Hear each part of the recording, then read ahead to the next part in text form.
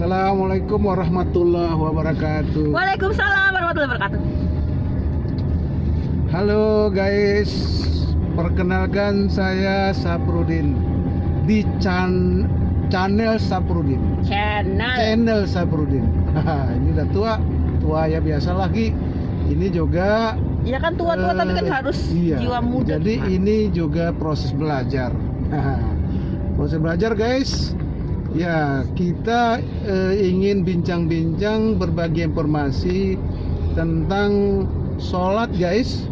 Nah, karena ya saya dan Mbak Kiki dan guys juga tentu ada yang muslim, ya kita berbagi informasi tentang sholat, karena sholat itu merupakan tiang agama. Ya guys, informasi ini informasi ringan yang akan kita bincang-bincang dengan sebelah saya, namanya Mbak Kiki. Ya. Halo Mbak Kiki. Halo. Ya, Mbak Kiki berkebetulan kami sekantor dan ini sedang menuju pulang kantor dalam kondisi macet. Sudah agak lancar. Ya, sekarang sudah agak lancar. Guys, nanti informasi ini informasi. Nah, saya dibenerin terus sama Mbak Kiki nih guys. Ini mohon nantinya dapat di like, subscribe dan komen. Supaya apa guys? Supaya ke depan saya bisa lagi berbagi informasi dan dengan teman ngobrol yang berbeda. Oke, kita mulai bincang-bincang guys. Mbak Kiki, ini kita sambil menikmati relax pulang karena supaya tidak stres di jalan. Ya Mbak Kiki ya? Yuk. Ya Mbak Kiki. Wah, ini banyak pejabat ini yang pulang. Oke.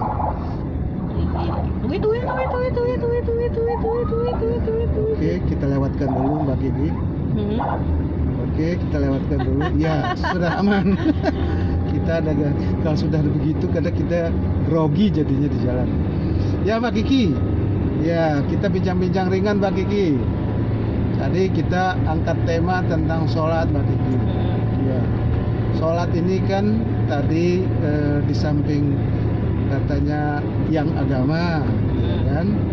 Tapi juga sholat ini merupakan kewajiban. Nah, saya ingin pendapat Mbak Kiki.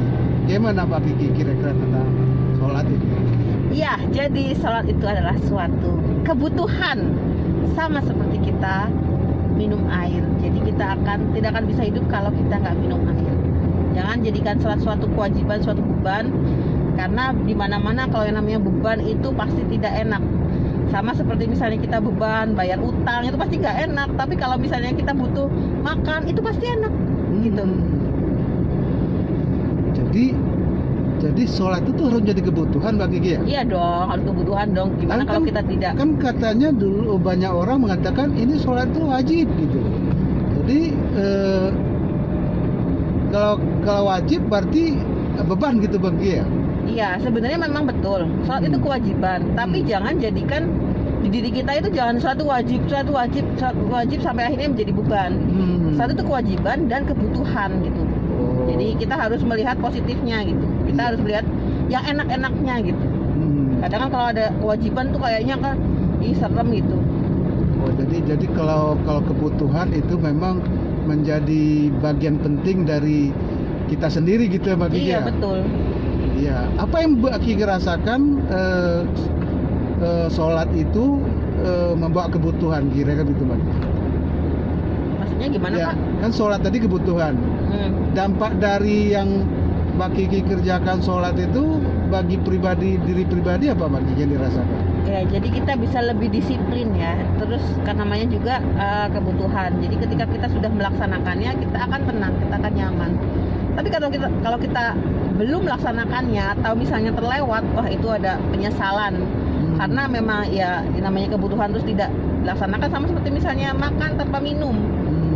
Nah kan berarti kan ada sesuatu yang nyangkut nih di tenggorokan, itu nggak enak. Nah itulah rasanya ya kita ibaratkan seperti itulah. Begitu. Nah ini guys, bincang-bincang ringan, mudah-mudahan bermanfaat guys untuk kita semuanya selaku umat Islam, dan ini bagian daripada syiar sholat bagi kita semuanya. Mungkin sederhana tapi nampaknya mungkin penting bagi kita. Mbak Kiki, Yap. ya ini sudah iya, menjelang Pak. maghrib ya. Ya Pak. Udah menjelang maghrib. Itu Mbak Kiki sejak kapan sih sholat itu sudah dilaksanakan? Nah, kalau dilaksanakan sholat dari kecil, dari zaman masih ya umur 4 tahun itu pasti udah sholat. Cuma kan sholatnya sholat anak kecil gitu, ikut-ikutan orang tua, ikut saudara, ya ikut berdiri, ikut sujud, ya ikut-ikutan aja.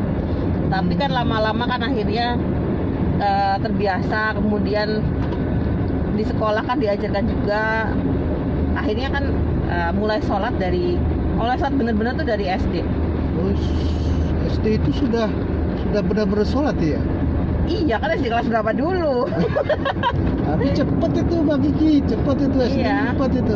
Itu apa? Palingnya kan udah ada bacaan-bacaan. Apa karena memang mengikuti orang tua atau apa Mbak Kiki? Ya, untungnya kita itu hidup di negara mayoritas Islam, jadi ada pelajaran agama. Di mana di sekolah kita mendapatkan pelajaran agama, di rumah juga mendapatkan pendidikan agama. Nah, pendidikan agama di rumah ini pasti dari orang tua. Orang tua itu harus mencontohkan, bukan hanya menyuruh. Kalau menyuruh itu tidak akan bisa masuk langsung ke hati gitu loh. Kalau misalnya orang tua nyuruh jangan main HP, tapi dirinya sendiri main HP, ya anak pasti mau ikutan. Tapi kalau misalnya orang tua itu nyontohin, kita sholat yuk, nah anaknya orang tuanya sholat, anaknya ikutan sholat. Jadi memberikan contoh, tidak hanya menyuruh gitu. Oh gitu. Nah tadi kan sholat itu menjadi kebutuhan.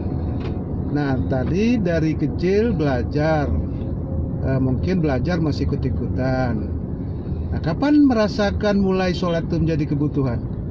Nah, kalau kebutuhan setelah udah dewasa. Nah, Dewasa Kan- SMA kali ya? Atau betul, dewasa perguruan tinggi? SMA. Oh SMA udah. Jadi waktu sekolah gitu, SD, SMP gitu kan masih kayak pencarian jati diri gitu, masih merasa sholat itu kewajiban yang harus bangun pagi buat sholat subuh, harus ini dulu, misalnya malam juga lagi ngantuk-ngantuk suruh tahajud gitu kan. Tapi kan akhirnya setelah SMA ikut kegiatan, ada rohis di sekolah, terus kita berkumpul dengan teman-teman yang memang memiliki satu visi misi. Kita juga sering ada kajian-kajian, sering diskusi-diskusi, ya diskusi tentang pendalaman Islam, tapi bukan sesuatu yang berat gitu, santai tapi dalam. Nah itulah yang akhirnya perlahan-lahan membuka bahwa oh iya ternyata sholat itu seperti ini ya, suatu kebutuhan gitu. Oke, berarti yang dirasakan Mbak Kiki dari mulai belajar sholat sampai menjadi kebutuhan itu ada tahapannya Mbak Kiki ya? Ada. Tahapan-tahapan itu apa yang mungkin bisa di-share untuk guys, gimana Mbak Kiki tahapan-tahapan yang dirasakan? Ya tahapan itu kan yang pertama kan baru ikut-ikutan. Habis itu kemudian menjadi kewajiban yang males-malesan. Habis itu akhirnya menjadi suatu kebutuhan, dimana kalau kita tidak melaksanakannya kita merasa tidak nyaman, tidak tenang. Ya begitu guys, begitu kira-kira guys proses pentahapan. Jadi ternyata tidak serta-merta langsung bahwa sholat itu menjadi kebutuhan, begitu sholat langsung merasakan. Ada prosesnya tentu, seperti yang Mbak Kiki rasakan, Mbak Kiki alami. Mungkin juga ada gangguan-gangguan kecil-kecil juga mungkin ada Mbak Kiki ya? Iya betul. Apa itu misalnya Mbak Kiki?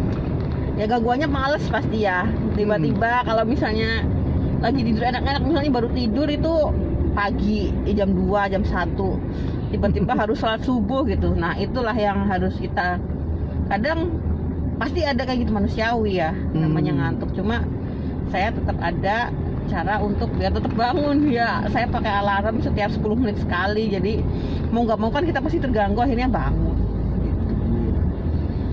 Ya memang apa namanya, apalagi di zaman sekarang Mbak Kiki ya. Iya. Zaman sekarang mungkin waktu sholat sudah ada, masih ada tayangan sinetron, ada apa, tapi karena ini merupakan bukti kita cinta kepada Sang Khalik, pengabdian kita kepada Sang Khalik, kita harus tidak boleh meninggalkan. Ya, jadi karena ini sesuatu yang melekat kepada diri setiap umat Islam. Gitu Mbak Kiki ya? Iya. Oke. Ini rasanya kita sudah mau nyampe. Oh, masih jauh. Ya kayaknya udah mau nyampe di depan Masih situ. jauh dong, ini masih jauh. Ya kalau kita ngobrol-ngobrol seperti ini, ya tadinya rasa capek, rasa lelah itu kita bisa jadi rileks, jadi nggak stres kemacetan, tapi manfaatnya juga ada. Guys, begitu kira-kira informasi kecil dari kami. Jangan ketawa guys ya. Kalau ini namanya mulut-mulut orang sudah tua guys, jangan sampai ketawa. Ini kalau orang tua itu sama dengan anak kecil. Jadi kalau anak kecil belajar membenarkan ucapan, sekarang orang tua juga belajar membenarkan ucapan, karena giginya sudah mulai copot satu-satu.